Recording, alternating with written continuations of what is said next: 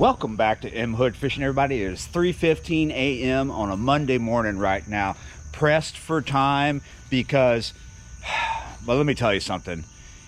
Yeah, rain is in the forecast. It's supposed to start at 5 a.m. It may not, but it was supposed to start at 6 a.m. and now it's 5 a.m.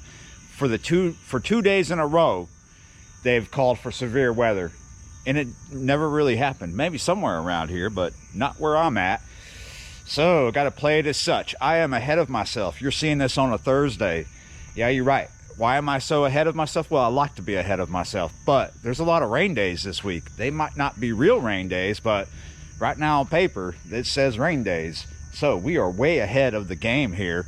We are doing a catch and cook this morning. Like I said, it's 3-something a.m. in the morning. Low tide is right around the corner.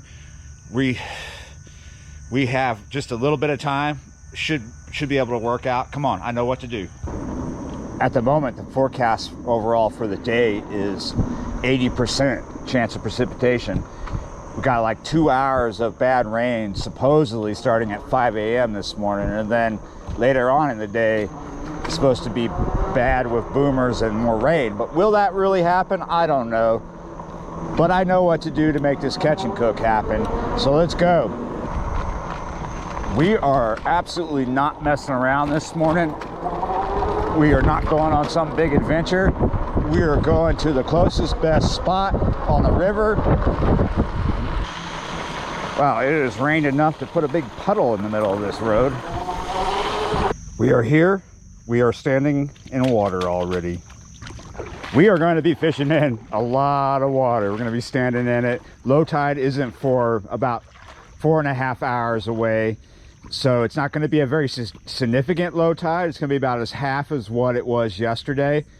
So for this whole session, especially if we get rained off around 5, we're going to be in water. Not the worst thing in the world. It is for some people. They don't want to do this type of session. I don't mind. But why it's so cool for this morning is because there's so much water here. Might do better on getting shrimp, because like I said, I'm not messing around this morning. I got 3 rods out here, but only one is going to be for cut bait for bigger fish. We're keeping smaller fish for the catch and cook. We got 2 rods dedicated to that, and we're going to be using live river shrimp. I do have night crawlers though, so we could switch it up, have 1 shrimp, 1 night crawler, but we got to get our shrimp, and then I'll tell you if we're going to switch it up or if we're going to go straight hardcore double on the shrimp out there and get a few nice eater blues or channels or flatheads. I finally got the shrimp that I needed. There's mostly small ones in here, but I was able to get what I need for big ones. Here's the lead rundown. It's going to go from 4, 3 to 2. All 3 are no rolls.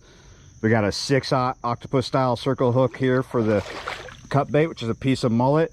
And then the 2 shrimp rods are 1/0 for right now. I just put the cut bait out. The reason why that one's a 4 is because that's going to be in heavy current, and then the 3 less heavy, and then the 2 even less heavy. So it's basically 1 really far out, 1 kind of medium out there, and then 1 close. While I was catching the shrimp, I did see a lot of lightning further down river. I think we're good for a little bit though. For the most part, it is really quiet out here this morning. There's almost no wind. Weather apps say it's at 4. There's really no wind out here. You don't hear any industrial noise. It may be the road, Highway 23, you kind of hear. But one thing I do hear is the creaking of the old dock that we're fishing behind. And since I've been here for a few minutes with the baits out, I've noticed that the current is really strong, even close in. It's probably because of the tide going out right now. The river hasn't come up with the rain that has been in the region. It's still at 12.4 cresting, and it's predicted to drop, but that could change. You could see a bit of a tick up over the next couple days because of the rain, if the rain does what they say it's going to do. It's definitely doing something more north of us. It's just not doing much. But when it rains a lot here in my area, it doesn't really affect the level of the river as much as it does to, like, say if it rains up around Baton Rouge or further north, like in Mississippi and even going further north. There's more up there that drains into the river than there is down here. So if they get a lot of rain in a couple days or so, we could see the river rise, but it's definitely a strong current even close in.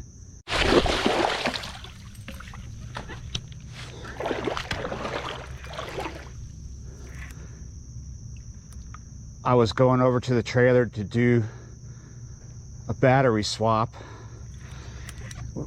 I think we're good. We got 38% on this battery here. Every time I walk away from the rods, I always look over my shoulder, and I looked over the shoulder and I was like, oh! At the moment, this feels like too big for the catch and cook, but decent fish nonetheless.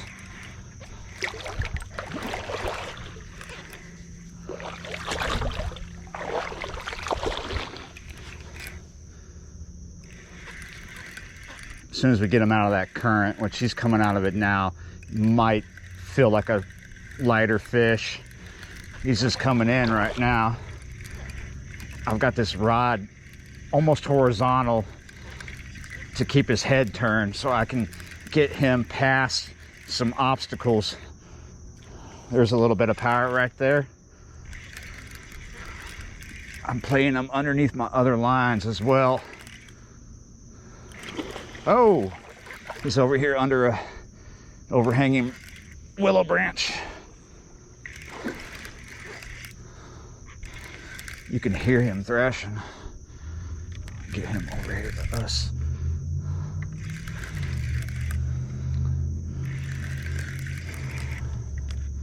All right, now we got him in front.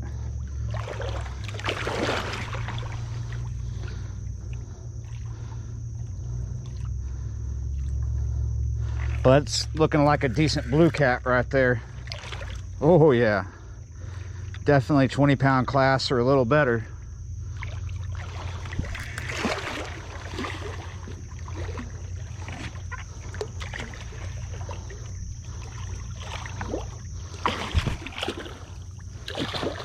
Nice. This spot always pays off. Always gonna get something here. Oh, come on. Whoa. 27.27. Good way to start the session. Woo. Not what I want to eat. A little too big. I want something around 5, 10, 15 pounds. 15 pounds pushing it. But yeah, good way to start the session. 27-pound cat. Almost took the rod. I always love it when they almost do that. Don't like it when they take the rod, because that's no good. Great thing about all this water up in here is that we can just kind of right up at the rods, see if we can release them right here. Let them recoup a little bit.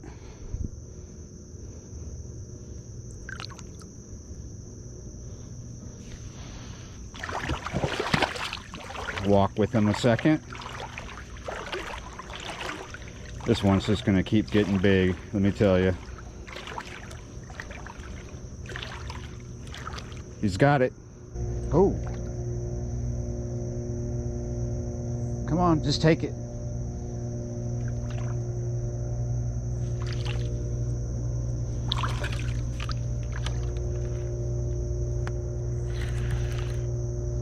Here we go.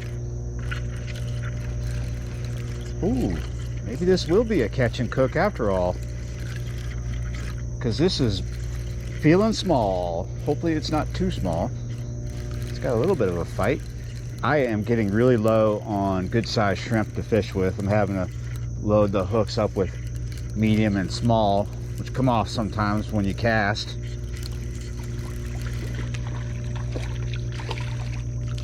That is definitely a legal keeper. It's 12 inches. It looks a little better, maybe 13. That'll fry up really good. Be a good breakfast. All right, just brought one in without shrimp, and I really don't have any big shrimp, so we're gonna try a strip of gut pocket here on this 1/0. Hook it up here, get that scale off, just have it like that.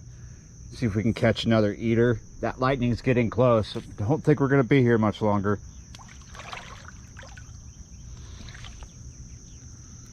Getting a bite here on this one. This is a night crawler now. Gave me a slack line. It's still giving me a slack line. Ooh, this is on that gut pocket. That didn't take long. That wasn't out there very long.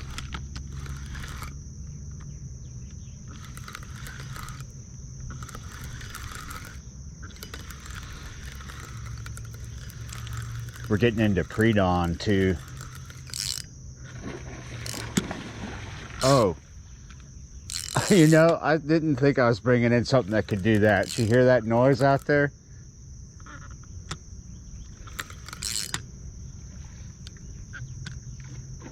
This is gonna take me a second because this is lighter line.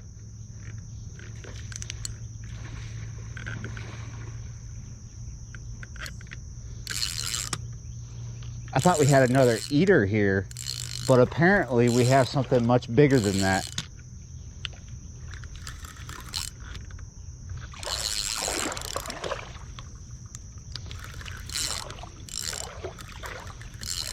Oh my goodness, did you guys see that? It's still far away, but it is getting closer.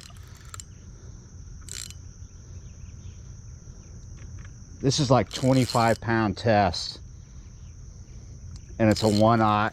The leader is, I think, 25 or 20. We might have a 20-pound fish here. I'm not sure. He doesn't feel very heavy. He's just making a lot of noise when he beaver tails, and he looks sizable. He's definitely taking drag when he wants to run.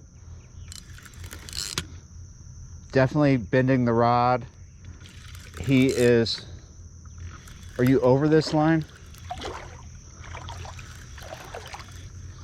He's up here with us, but down here beneath these trees. I gotta see, did he go over or under? What's going on here? Are you...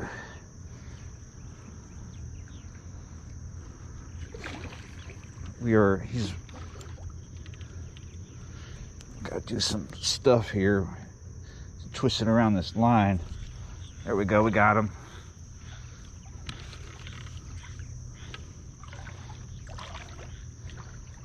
Oh,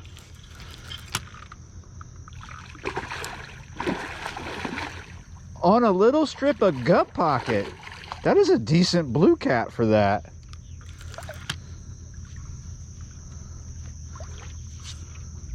Check him out. On a little tiny 1/0, he went for the gut pocket. I usually just cut that off.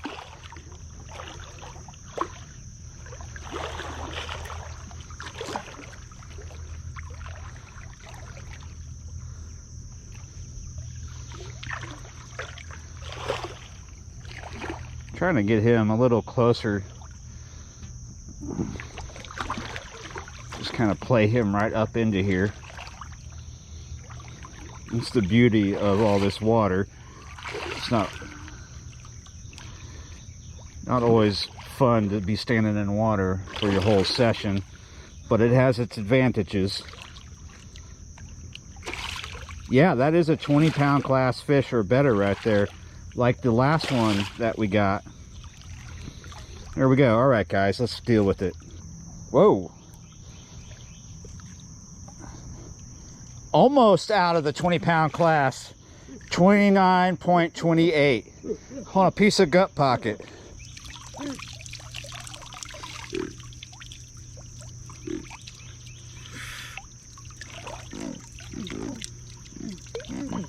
What? Huh. Thought I was getting a bite there for a second. Really nice for a piece of little gut pocket, little piece of gut pocket on a little tiny hook. Almost 30 pounds. Turned out to be a decent morning. Oh.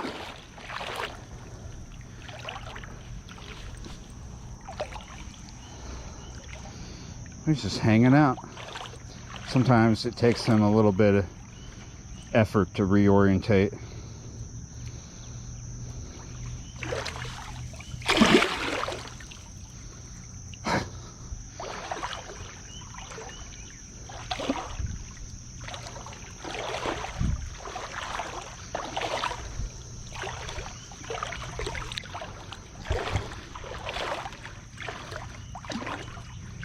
I've been walking in circles with this fish for a couple of minutes now. Finally he goes in the right direction. Took you long enough.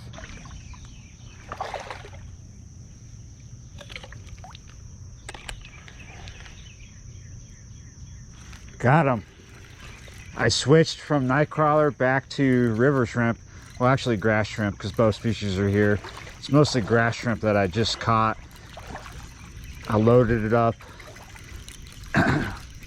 And now we have a little fish. It's probably going to be another eater size, which is good. 2 is better than 1. I'm not catching fish to put them up in the freezer. I'm just catching these eaters to eat this morning. So this is probably the last eater we will put in the tote. It's just a little bigger than the first one, but a legal keeper size. They got to be 12 inches here, and you're allowed so many undersized ones, but I never really keep undersized ones. That is actually going to eat really good.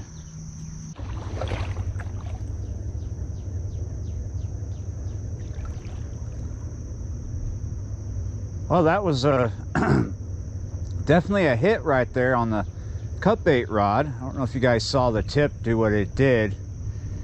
This is supposed to be when the rain is supposed to start. And I'm starting to feel raindrops. I feel like it's just starting to get good, but we need to get out of here before this rain gets any worse than it is.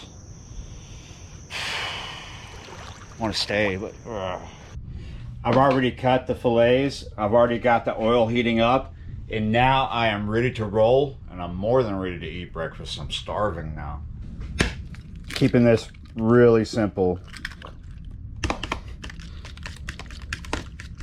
This is what we're using today, Louisiana fish fry.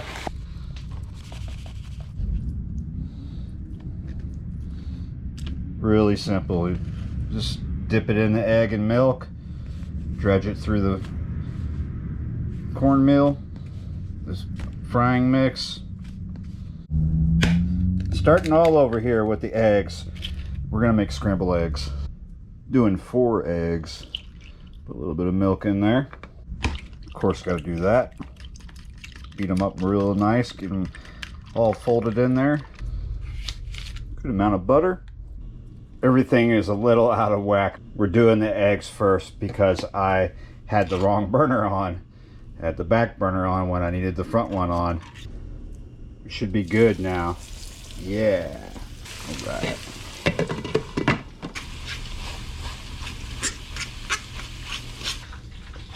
Sounding good over there behind me.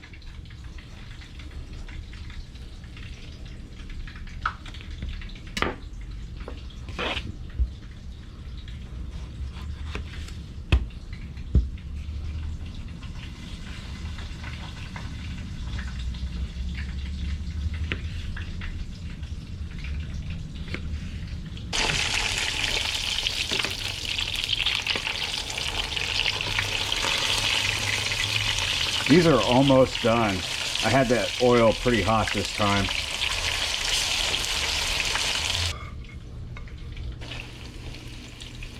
Good to go. Since these fillets are pretty small and thin, they don't take long to cook if the oil's hot. Certainly don't want to overcook them too much. Got them a little brown on the edges, as you can see. Put a little lemon on it. I am liking the way this looks. Put some salt on the tomatoes and the eggs, maybe a little more pepper. Ooh, I'm ready for this. I actually woke up at midnight and it is almost 10 a.m.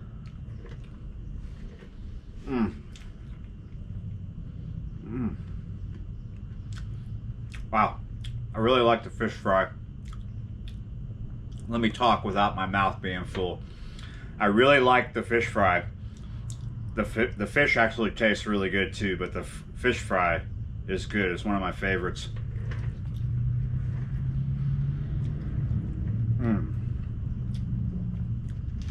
Yeah, I'm tired, but I'm not done yet.